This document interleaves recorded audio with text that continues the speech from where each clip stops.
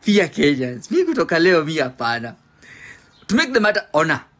Okay, wanapanda ndege. Yaani tunapandanga nganya pale hivyo Ludhuli. Hawatambui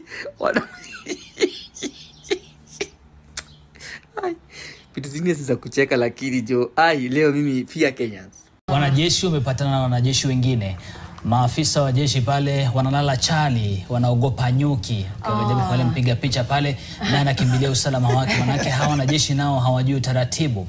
Nyuki yani, kwa hiyo maana na wanajeshi wamelala pale chini kujikinga. Hawa nyuki hawajui bunduki, huwezi kuwapiga kwa bunduki. Kwa hivyo wanakuwa ni adui ndio, lakini kwa wakati huu suluhu ni kulala chali, yani ile asikungate.